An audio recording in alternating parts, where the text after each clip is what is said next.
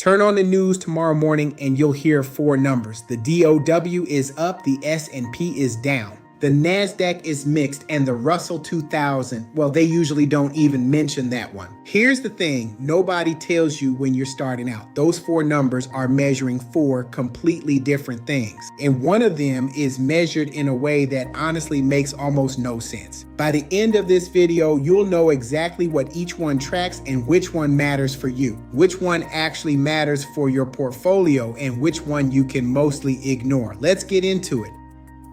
First, the basics. An index is just a scoreboard. Imagine you want to know how a whole school of students is doing. You wouldn't read all 3,000 report cards. You take an average. That's an index. It's a basket of stocks tracked together, so you can see the direction of the whole group with one number. But here's where it gets interesting. Two things make every index different from the next. Number one, who gets in the basket? Number two, how much each one counts. Get those two ideas and these indexes suddenly make sense. We'll start with the most important one, the S&P 500. Roughly 500 of the largest, most established public companies in America, Apple, Microsoft, Walmart. To get in, a committee has to select you. You need to be profitable and big enough, and your shares have to trade actively. Now, how much does each one count? By size. This is called market cap weighting. A $3 trillion company moves this index dramatically more. If you owned a slice of the entire American economy, you'd own more of the big companies simply because they're bigger. The S&P 500 covers about 80% of the total value of the U.S. stock market. When someone says the market was up, they mean this index. Check your 401k, it's likely tracking this. Now let's talk about the DOW. Pay close attention because this one trips up every beginner. The Dow is only 30 companies, 30. This index is picked by hand. It was created in 1896. Back then, they didn't have computers. They just added prices and divided. Here's the problem. They still do it that way. The Dow is price weighted. That means a stock trading at $500 moves the index 10 times more than a stock at $50. Even if the $50 company is worth 20 times more as a business, it makes almost no sense. A company can do a stock split tomorrow, be the exact same business, and instantly matter half as much to the Dow. So why do we still talk about it? Tradition is the oldest index most people know. In history, we have Dow data going back over a century, which is useful for long time periods. But as a tool for your portfolio, it's the weakest of the four. Don't build decisions around it. Third up, the NASDAQ Composite. This one has a totally different rule for membership. It's simply, are you listed on the NASDAQ Stock Exchange? If you are, you're in, all 3,000 plus of them. Historically, this is where tech and biotech companies chose to list, so it's heavily concentrated. Even though there's no rule, it ended up tech heavy. It's incredibly useful as a mood ring for risk. When investors want growth, the NASDAQ runs hot. When they get nervous, it falls harder than the S&P. One caution, a handful of enormous companies drive its movement. It's less diversified than you think. And now the one that almost never makes the headlines, but the one I want you to start watching. Take the 3,000 largest companies, chop off the top 1,000. What's left underneath? The Russell 2000. Typical company here is around $1 billion.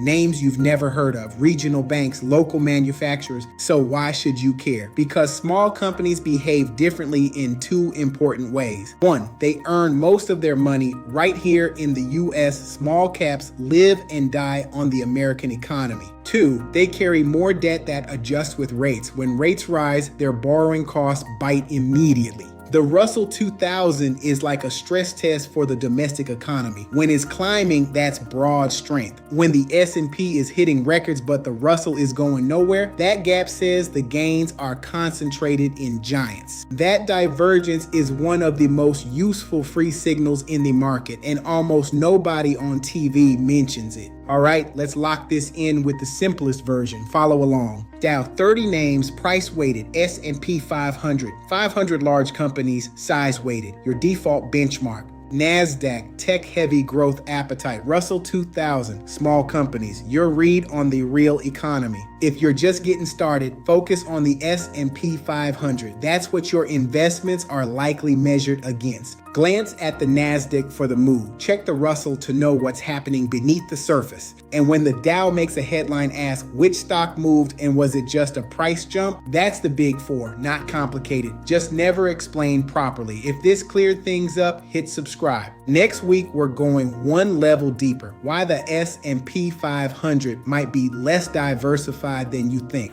Drop a comment and tell me which of these had you the most confused. I read every one. Until next time, keep learning, keep building, and enjoy the journey.